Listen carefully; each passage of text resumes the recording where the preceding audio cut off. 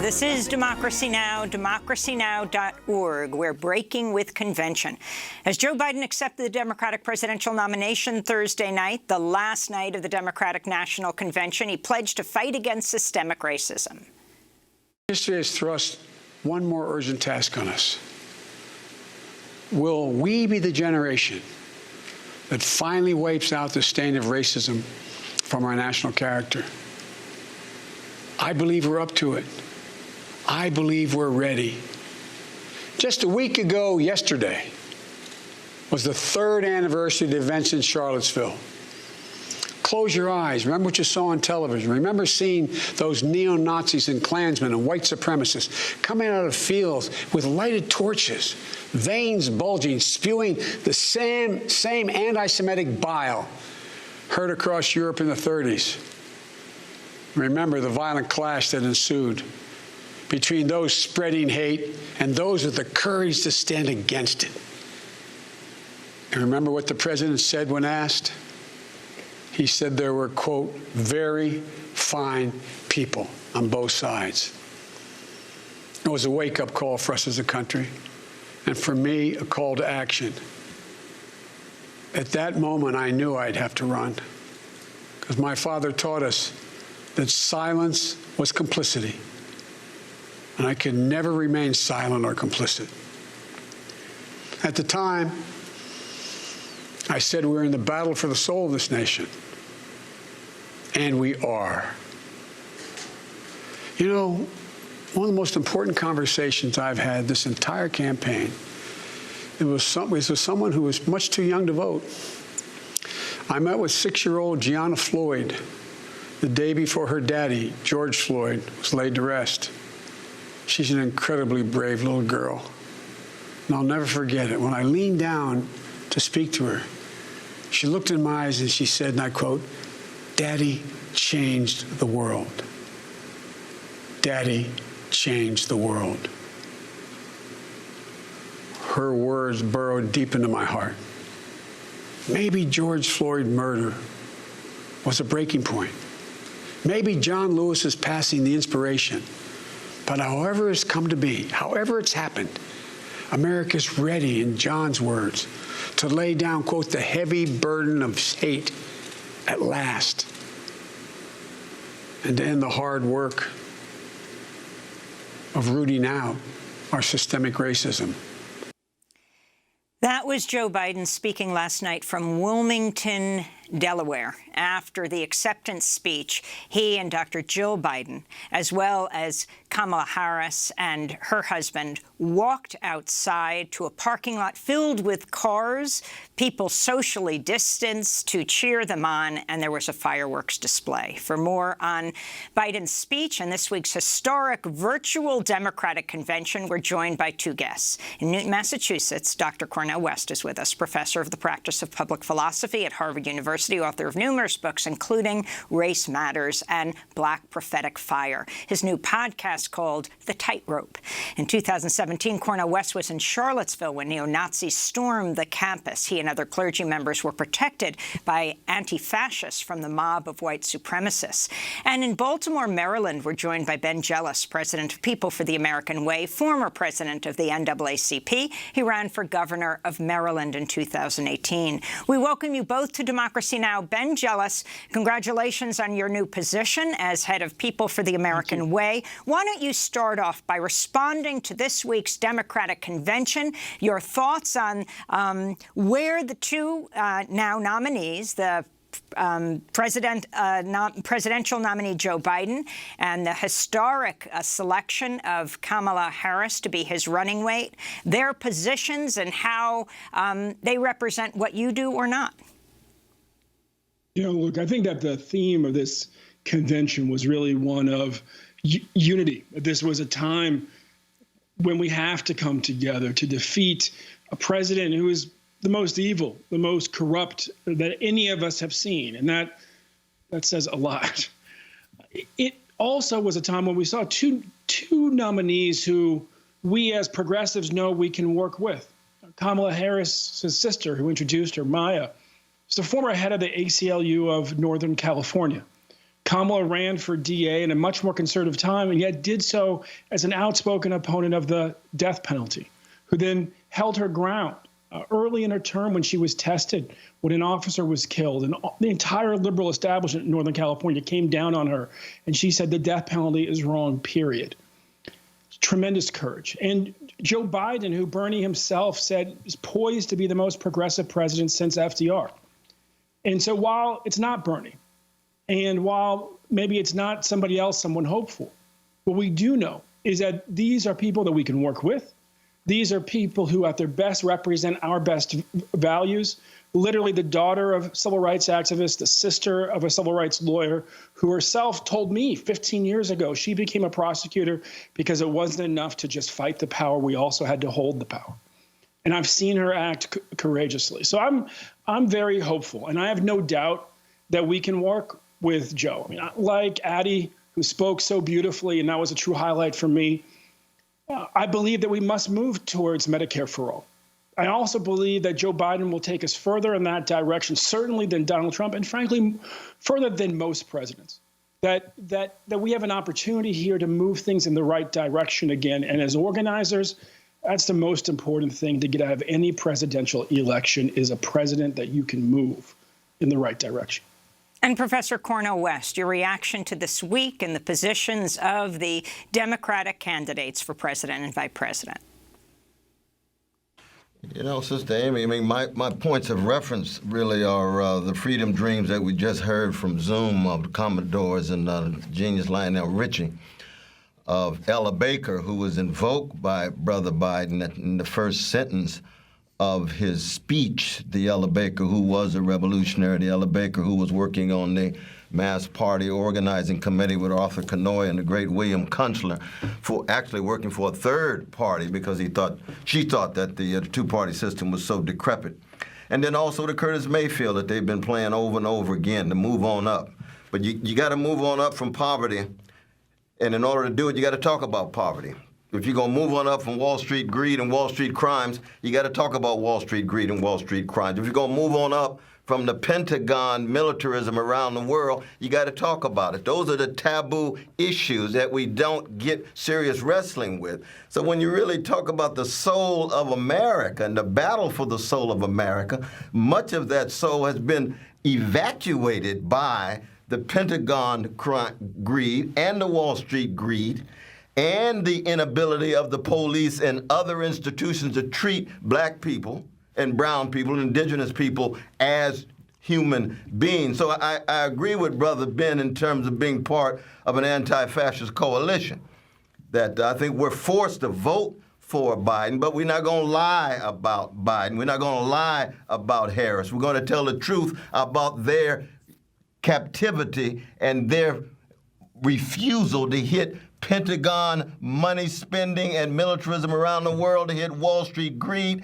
and to also speak substantively to issues of poverty. You can't have massive protests all around the country, the largest in the history of the country.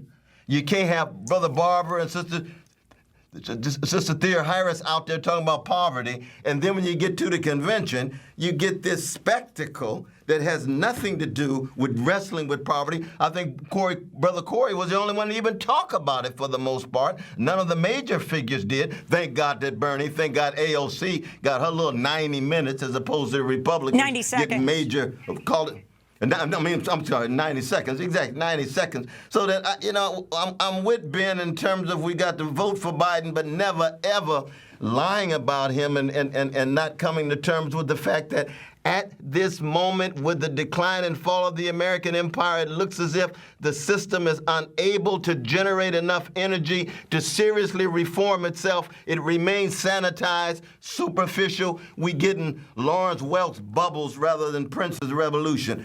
I want to go to the Prince's Revolution concert. I want fundamental change. I want to turn to Joe Biden's comments last night about Social Security. For our seniors, Social Security is a sacred obligation, a sacred promise made. They paid for. The current president is threatening to break that promise. He's proposing to eliminate a tax that pays for almost half the Social Security. without any way of making up for that lost revenue, resulting in cuts.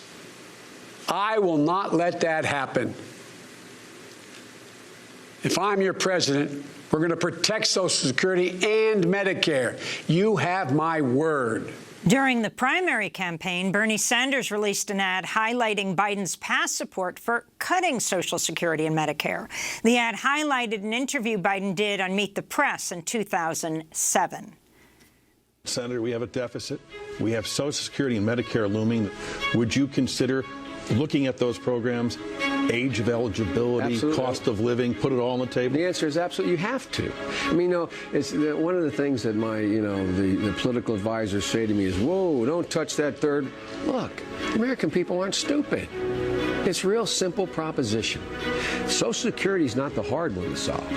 Medicare, that is the gorilla in the room, and you've got to put all of it on the table. Everything. Everything. You've got to. You've got to put all of it on the table. Ben Jealous, both you and Professor Cornel West have been surrogates for Bernie Sanders. Can you talk about how that relates to Joe Biden today and his positions? Joe Biden today needs everyone who voted for Bernie to become president. Joe Biden today has been, has moved with the party to the left. And Joe Biden today gets in his core that we have to protect Medicare, that we have to protect Social Security. I won't deny he's a politician who has been at different places at different points. But I know where he is now, and I think we have to take a cue from Bernie and be very clear that everybody needs to vote against Trump and for Biden in this moment, so we have a president that we can move. There's no moving Trump, but it is definitely possible to move Joe. And every organizer ultimately needs a president that they can move. So, Cornel West, I said, this obviously, that was a clip from 2007. That's, 13 years ago. That's right. That's right. Only recently, presidential candidate Joe Biden said, even if a Medicare for all, now that's different than Medicare that he was talking about in 2007, that would be a Medicare for everyone in this country. Even if Medicare for all were passed, which would mean bipartisan support, he would veto it if he were president. Brother Biden told my dear brother Bernie in front of the nation, I never, ever entertained the possibility of cutting Medicare and Social Security, and you got the evidence that he did, so he lied, But actually, let me go to Joe Biden. Politicians lie all the time. Let me go to Joe Biden. Go right ahead. He was speaking on MSNBC with Lawrence O'Donnell, saying what he would do if he were elected president and he got Medicare for all bill. I would veto anything that delays providing the security and the certainty of health care being available now. If they got that through and by some miracle, and there was an epiphany that occurred, and some miracle occurred that said, okay, it's passed, then you got to look at the cost. I want to know, how did they find the $35 trillion? What is that doing? Is it going to significantly raise taxes on the middle class, which it will? What's going to happen? Look, my opposition isn't to the principle that you should have Medicare. Everybody, health care should be a right in America. My opposition relates to whether or not, A, it's doable, two, what the cost is, and what the consequences for the rest of the budget are. So, Professor West, that was Joe Biden in March, just as we're moving into the pandemic. And do you think this pandemic has highlighted so many inequities that it would make it actually easier, because of the horror of the number of deaths disproportionately affecting people of color and poorer people in this country, to actually move that agenda forward? And do you think Joe Biden could be that person as president? Well, I hope so. That's why we got to push him over the line, but we have to be very honest with ourselves. We've got over 68% fellow citizens who support Medicare for all. 46% of Republicans, 85% of Democrats do, and yet big pharmaceutical companies, big private insurance companies, the donors still dictate the destiny of policy. Now, people are not stupid in this regard. I mean, the distinctive features of a decline of an empire: military overreach, 53 cents of every dollar is going to the military, 53 cents of every dollar in the city of Chicago goes to the police. Militarism domestically, militarism abroad. But at the same time, you say to yourself, well, the people themselves are moving in a progressive direction. Brother Ben is right, but there's no translation. That's why we didn't hear enough serious progressive voices during the spectacle.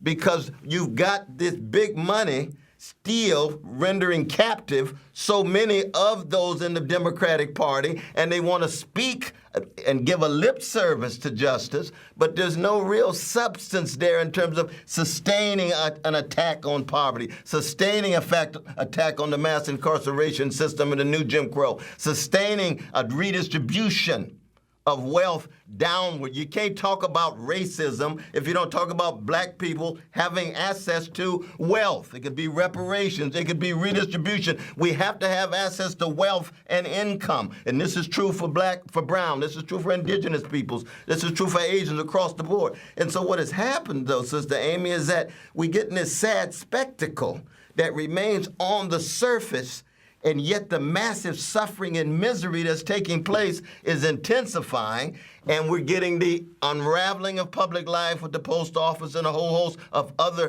public institutions, education, and we're getting the inability to envision a substantive alternative to the present, so we end up tied to this nightmarish reality. So yes, a vote for Biden as an anti-fascist vote. That's different than in any way falling prey to illusions. We have to be able to keep our hopes while we kill the illusions. And if we can't walk that tightrope, we're not going to make it as a country. Medicare for All issue, when it came to the presidential debates, Kamala Harris raised her hand when asked if she supported Medicare for All, but the next day said she hadn't heard the question properly. She misunderstood. Ben Jealous, you've known Kamala Harris for a long time. Can you... Now, the vice president doesn't determine the agenda, of course. The president does. But your thoughts on this, and as a supporter of this, Ben Jealous, what do you think is the best strategy? People are saying you wait until November 4th, and then you apply massive pressure, or do you start now? And if people don't start now, if they are suppressed because, as Cornel West said, it's a vote against fascism, will a pattern be set where it's too late after the election? You know, my heart broke when I saw my friend, Mr. Barkan, speak via computer. The last time I was with him, we were just 4 blocks from the Capitol, together encouraging, helping train dozens of activists who are about to get arrested in protests demanding Medicare for all. As an organizer, I can't pretend that it's all about where we are at this moment. It is always about our vision, it is about the will of the people, and it is about the trend of the movement in our country. And all of those point towards the day when Medicare for all will be a reality. And sure, you have, and this was in my own primary, establishment progressives who see themselves as experts on the budget, who have been completely bamboozled by corporations into believing that we can't afford it. And yet, year after year, we see more and more studies by academics, by think tanks saying, no, actually, Medicare for all is the most affordable option. So I believe that because of the movement in this country, the opinion of the people is laid out by Dr. West, because of the resolve of organizers, not just Addie, but all the legions inspired by him and by my good friend, Dr. Barber, that we will get Medicare for all. And I don't depend on the platform position of some politician. No, I look to the will of the people. I look to the movement and the trend. So that's where my hope is. And as an organizer, I know we have to have a president. We have to have a vice president that we can work with. Can we move Biden? Absolutely. Can we move Harris? Absolutely. And that's where my confidence is. Of course, Adi Barkan did give he gave a few minutes of an address, but I've never heard him speak without saying the words Medicare for all. And here he didn't say it. Not clear if it because of the contenders' positions. Of course, right afterwards, he tweeted, "We will be fighting for Medicare for all starting on November 4th." And he described it. He just didn't use the words. But speaking about who spoke, let me ask Cornel West if you're concerned about, we were showing at the beginning of the broadcast all the presidential rivals, almost all of them, in discussion yesterday, and a number of them got key positions, including the former Republican Bloomberg. You had Amy Klobuchar, you had Cory Booker, and so many others. But you didn't have Julian Castro, who we spoke to at the beginning of the week. How is it possible that the only Latinx presidential candidate was not invited when almost all of the rest of them were? I think it's ridiculous. When you got the neo-fascist gangster in the White House, he started his whole campaign attacking our precious Mexican brothers and sisters. And here you got a Chicano from Texas who is brilliant and sharp and doesn't get a chance to speak. But Brother Bloomberg does. You say, wait a minute, Michael Bloomberg, the billionaire.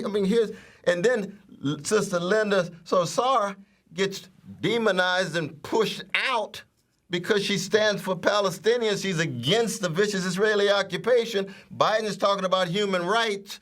Harris is talking about a coalition of conscience. You can't have a coalition of conscience and talk about human rights if you don't come to terms with precious Palestinians under Israeli occupation. Ain't nothing anti-Jewish about that. In fact, it affirms Jewish values coming out of Hebrew scripture. Justice, justice, you shall pursue. There's talking about justice. So so the role of the lobbies. You got AIPAC, you got Big Farm, you got big private insurance companies, you got K Street across the board. And these are moral and spiritual issues. These are not tribal. These are not just about identity and group politics. If we can't reach a point of integrity, honesty, and decency, and by spirituality, all I mean is the use of empathy and imagination to envision another future, a better future. If we're unable to do that, we're locked in, and lo and behold, we just slide down a slippery slope to chaos and fascism. Interestingly, Adi Barkan, who Ben was just talking about, a fighter for Medicare for all, and who did get a few minutes to speak at the Democratic National Convention, when he saw the attack on Linda Sarsour, who had spoken at a side event, the Palestinian-American human rights activist, who also has traveled this country during the pandemic, from Louisville to Minneapolis to New York, fighting and demonstrating against police brutality. Adi Barkan, who is an Israeli-American activist fighting for Medicare for all, said, "I say this as a Jew and an Israeli citizen. The Biden campaign issued a vile and dishonest statement against my beloved sister Linda Sarsour, a fierce advocate for justice and freedom and a leading anti-racist organizer against anti-Semitism. The Biden campaign must retract and apologize," Adi Barkan said. I want to go for a minute to some of those who did get to speak. A number of Republicans did, to reach out to a broader base for this election, including former Ohio Republican Governor John Kasich, who addressed the Democratic National Convention. I'm sure there are Republicans and independents who couldn't imagine crossing over to support a Democrat. They fear Joe may turn sharp left and leave them behind. I don't believe that, because I know the measure of the man. It's reasonable, faithful, respectful. Ben Jealous. One of the great moments for me as president of People For was that 13 of our young people spoke. Mayor Robert Garcia from Long Beach, a product of our Young People For program. Ramesh Akbari, state senator from Tennessee. Stacey Abrams, who with Julian Castro was in the first class. And so, yes, absolutely, I would, the first class of our young elected officials program. And I would love to have seen Julian spoken, and he should have spoken. And yet, you've got to look at the future and the trend line. The young people who spoke, Lieutenant Governor Mandela Barnes, Mr. Kenyatta, who was the first openly black the first openly gay black member of the Pennsylvania state legislature. They represent the future, and we can't take this away from them. Sure, there is always a struggle in a party between, older politicians and younger politicians. But let's not pretend like we don't see the future in the young public servants who spoke during this convention, because it's there, and it shows a party that is much more distinct, and a party that's much more in touch, and a party that is being moved in the right direction by the people of this country, which, of course, the Republican Party is not. And so, this is a moment when I think we have to be very clear with the young people of this country that what they see in AOC, what they see in Ramesh in Tennessee, is a reflection of their power to move this country in the right direction. And what I saw all through the program was evidence of that. And, sure, parties always bring out somebody from the other party to suggest that we can rebuild the middle. We are, I think, all hungry to get beyond the moment of division in this country. I embrace that. There's no Republican who represents my values, but are there some who represent my hope that that we can get to a place where it's not just criminal justice reform that we can agree on, but maybe there's two issues that we can agree on? Certainly. And I welcome that day, because as a criminal justice reformer, the way that we've been able to shrink prisons in places like Texas is by finding the Republicans that we can work with in that moment. Ben, very quickly, I was wondering your response to the 13-year-old boy who spoke from New Hampshire named Braden Harrington, who had a stutter.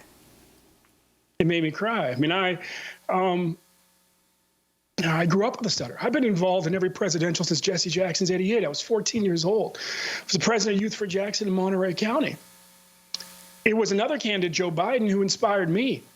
First time I gave a speech to a group of Democrats, I stuttered so badly that an old woman, an old hippie, it's like so many people who I grew up with came up to me with a meditation tape and slipped it in my pocket and said, "Boy, please listen to this." Being a young person was so much to say, and not being able to get the words out is deeply painful. I know what my candidacy in Maryland meant to young people who stuttered here, to older people who stutter. And I know what Joe Biden has meant to all of us who stutter. Even when I was fighting for Jesse Jackson's campaign, he was in a very different place in that race.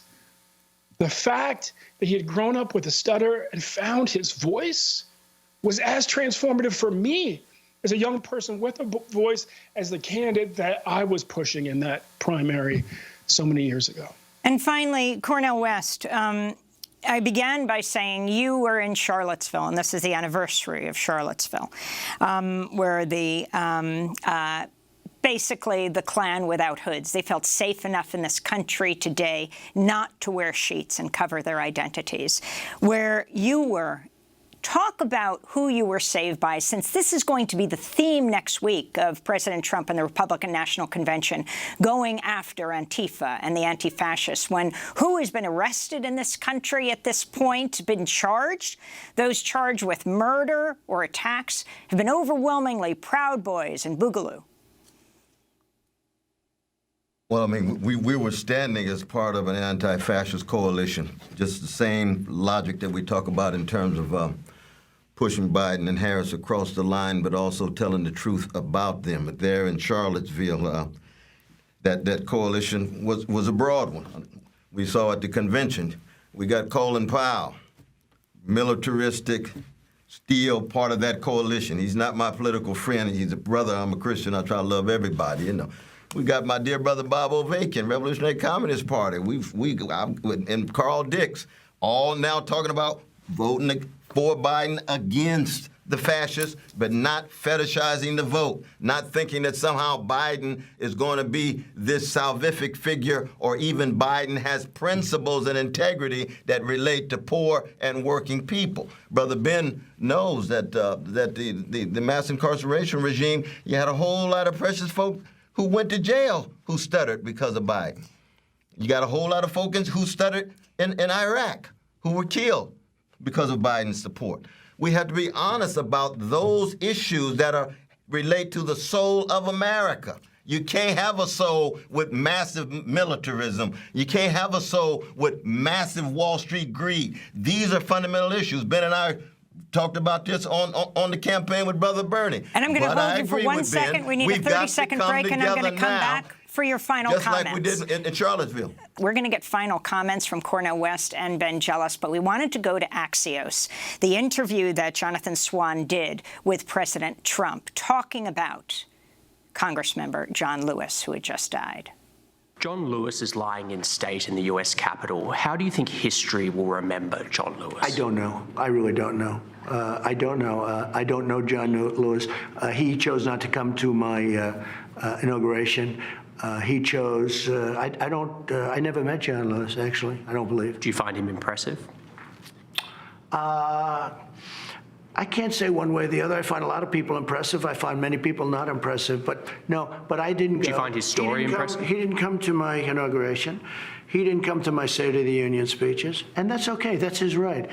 And again, nobody has done more for black Americans than I have. I understand. He should have come. But I think he made a big mistake. But taking your relationship with him out of it, do you find his story impressive, what he's done for this country? He was a person that devoted a lot of energy and a lot of heart to civil rights, but there were many others also. There were many others, and he didn't come to my inauguration or my State of the Union. Ben Jealous, your final comments, President Trump saying he's done more for black people than anyone. Look, that is the most cowardly and corrupt president and vain that we've ever seen. I think that's just the final word there. And what I would say is my good friend, Dr. West, who's inspired me literally my entire adult life, and who has been a real friend. The prophetic voice in politics must do two things. One is to be honest about where we are, and the other is to be honest about where we can be. And in our church, in the black church, in our tradition, we claim the victory in advance, and then we make it real. And what I know is that there is a day coming when we will have Medicare for all, when we will transform public safety, and that getting to that day begins with getting the man you just saw, Donald Trump, out of office. Cornel West, 30 seconds. And that we have to be absolutely clear with the young people of this country that they will determine whether Trump stays in office or not by whether or not they show up to vote. Cornel West. That's true. No, I agree with Brother Ben. I would just add one thing, though, Brother Ben. It's not just a matter that Medicare will come. We have to point out who the major obstacles are. And those obstacles are big pharmaceutical companies and big private insurance who too often provide the money for the politicians who remain stuck in the middle ground rather than pushing all the way. But I'm with you. I'm with you, though, brother. Indeed, indeed. We are going to end the discussion here, but we continue the conversation always as we continue Breaking with Convention next week, covering the Republican National Convention.